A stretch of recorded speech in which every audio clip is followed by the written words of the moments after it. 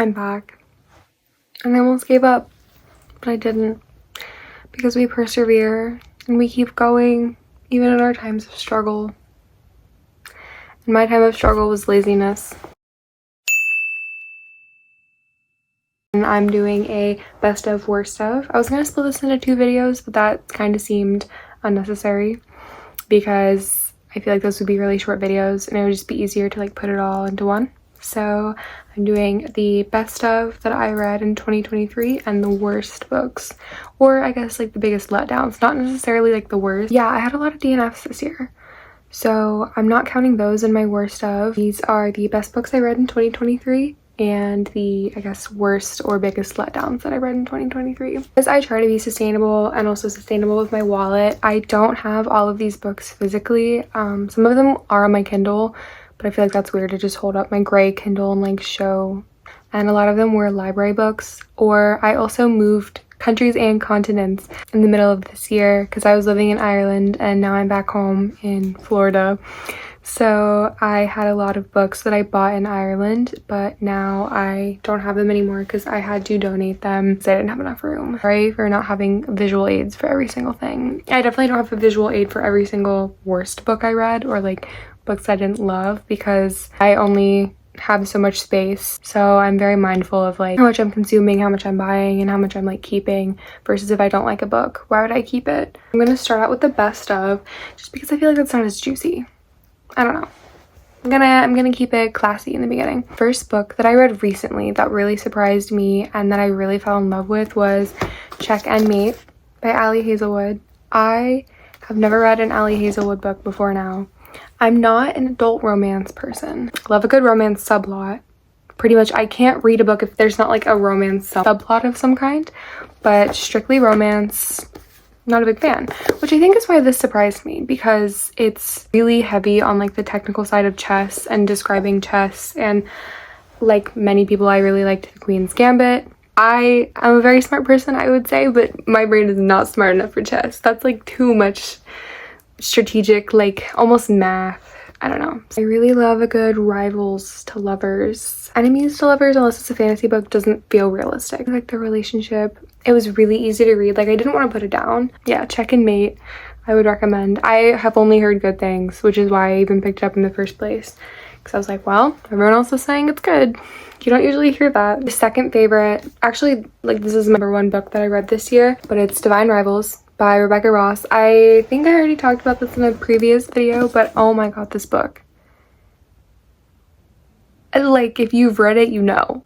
I think it's perfect, and I love it. And I saw someone fan cast Iris and Roman, the actors who play Lucy and Lockwood & Co. Rest in peace. To the show. They're not dead. And I can't stop imagining that. I'm really excited for Ruthless Vows, which is the second book. I don't know if it's a duology or if there's gonna be more.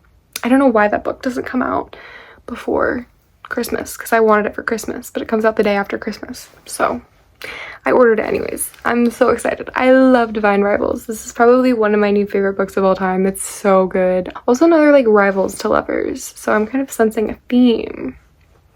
I don't know if that theme continues with the rest of these books, but Divine Rivals. Love. One that weirdly surprised me and I just wasn't expecting it to like blow me away as much as it did was Phoebe's Diary by Phoebe Wahl. I really loved this book. It's kind of like, whoops, it's kind of like akin to Dear Dumb Diary or called Drama by Raina Tell something, kind of like autobiographical almost, but fictionalized and accompanied by a lot of fun drawings by the author as well. And I really loved those type of books growing up. This one I hadn't seen a lot of people talking about. My mom and I went to New York in September and we went to the like 3-story Barnes & Noble. I saw this book and it was on the new releases shelf and I was like, I'm just gonna give this a try. Like I like having something that's a little easier to read. This book was so good. She's writing about herself as like maybe like going through high school up until junior year, I believe, and it was just really like bittersweet to read about that time in your life because I'm not too far past it. I just turned 22, so only a couple years past that, but it just feels like a different time.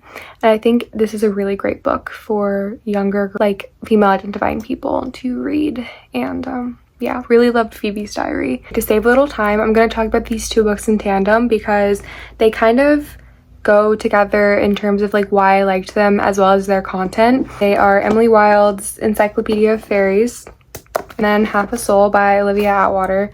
Wow, these books, in the same vein of Phoebe's Diary, they gave me that like warm fuzzy feeling like I was a kid again, or reading these books that I used to read a lot when I was younger. Both of these books feel very much like true fairy tales, like lots of magic, lots of like world building, very atmospheric. Love these books. Writing is great, everything is great. They're great standalones as well. These are like perfect fairy tales. This was the year of romances for me. Two of them that I'm also going to talk about just because they kind of relate to each other. Imogen, obviously, by Becky Albertalli. She wrote Love, Simon, and this book like made me cry almost. It was so good. If you've read it, you would probably understand. This book is really special, and I feel like it's something that everyone needs to read. I'm not a big fan of her other books, so this one kind of is hesitant going into, but I really loved it. And then the book that kind of relates, not really, but like kind of, The Princess and the Grilled Cheese Sandwich. It was a graphic novel. I don't know if it came out this year. I think maybe it did. It's fairly new. I was at the library this summer and I was just looking for like easy books. Really loved this book. It was really sweet, really special. It was a graphic novel. I can't bring myself to buy graphic novels unless I really love them and I've already read them, because they take me an hour to read, and to me I'm like, I can't justify spending like $15 to $20 on something I'm gonna read in an hour unless I really love it. I would buy a copy of this one though. I feel like it's suitable for all ages. Like the name makes it sound very childish, but it's definitely not. It's definitely suitable-ish for like older children though. The last book that totally does not relate to the rest of these books. It's totally kind of like in its own genre. This one totally surprised me. Two genres that I really have gripes with in terms of ones that I really want to like, but I just like find myself really bored by, is sci-fi and classics, or like literary fiction. I can get more into lit fic. Station 11 by Emily St. John Mandel. I don't have a copy of this. I left it in Dublin. I don't know why. That book was so good. I totally do not know why I love that book. It was slow. It was really like you had to chew on it. There was a lot going on in that book, and it was sci-fi, but it was sci-fi like apocalyptic, dystopian, and I love a good apocalyptic dystopian moment, as most people do. The books that like we grew up on. This book was really good. I feel like I'm saying that about all the books, but like this is a book that like could actually happen in real life, which scares me, but I also really like those sort of books. I was really blown away by this one because, again, this is something that like is more akin to winning a Man Booker Prize than like winning the Goodreads Choice Award. Also could not put this one down. Like it was really hard to read and get through, and like there's a lot going on, but I was like, oh my god, I can't stop. Which to me is the marker of a really special book. But I think there's a TV show, which I've also heard good things about the TV show. It's very COVID related. I almost said COVID coded, that's annoying. But this book came out quite a few years before, very much relevant. It's also weird to read like post COVID. Okay, and on to the worst books. Again, don't own most of these or have copies of because they're from the library or I just got rid of them. The first one being Dead Romantics by Ashley Poston. This was such a weird book. Like, it wasn't bad at all. It wasn't a letdown. It wasn't like awful. It was just like boring. The writing, it wasn't bad, but it wasn't good. Hoping that there was gonna be more. The romance in this one made no sense. Literally no sense. You met this man and an hour later he dies, not a spoiler, and then you guys fall in love when he's a ghost. What? Thorns. Ow, I just hate myself with this, by Cassandra Clare. Okay, first of all, the UK copy, oh wow, that's beautiful actually. I don't know if it's like that with every copy, but it's like, it's a hardcover, but there's no dust jacket, which I hate. Whatever, it's fine. But this was just a letdown. I feel like if you know, you know. If you don't know, it's too complicated to explain. Cassandra Clare, I wanted more. You just let me down, girl. Let me down. You let all of us down.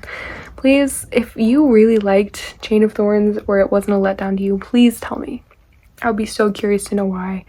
Nothing really made me angry, which I guess is good. Books are kind of just like boring, or like I didn't see the point in them. Those are the worst sort of books. I'm reading them, I'm like, what's the point?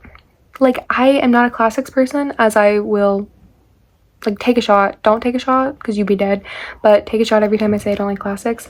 But I see the point of classics because it's like societal commentary, whatever. But a lot of the time I will read a book and I'm like, what's the point?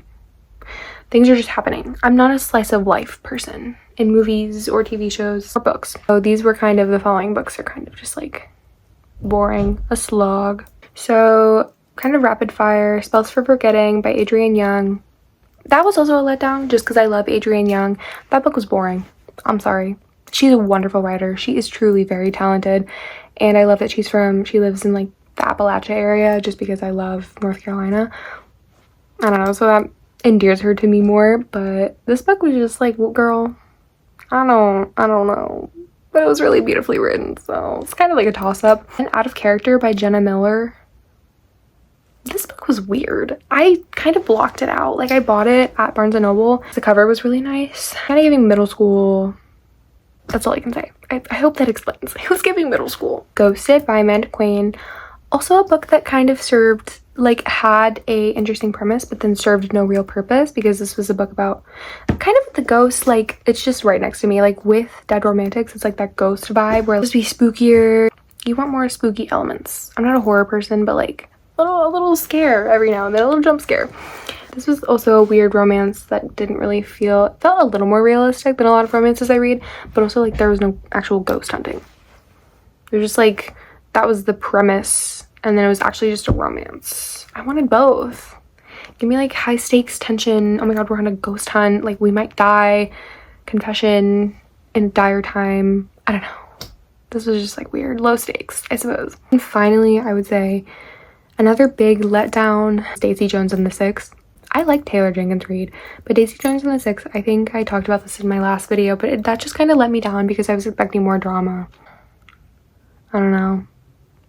I don't think I would have even really loved it, even if I'd read it before the show came out, or before I knew anything about the show.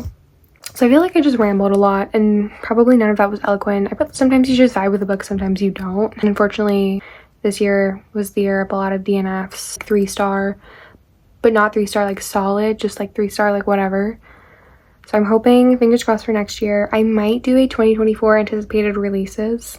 I don't know if I need to do that just because a lot of people are doing that, but there are quite a few books that I'm really excited for. I don't know if that's enough for like a full video. This has been my best and worst of 2023. Sometimes you want to read a book that makes you really angry, like A Little Life. That was probably like one of the worst books I've ever read, but also she wrote it like that on purpose. So sometimes art serves the purpose of making you angry. And I would like to read, I don't want to read more books like that, but sometimes it's like, you're like, oh, I get this book. I see the purpose. A lot of these books had no purpose. I'm sorry. I'm sorry to these books. I'm sorry to this. I don't know who that is. Anyways, I hope you enjoyed. Who knows what the new year will bring. We'll see. Thanks for watching.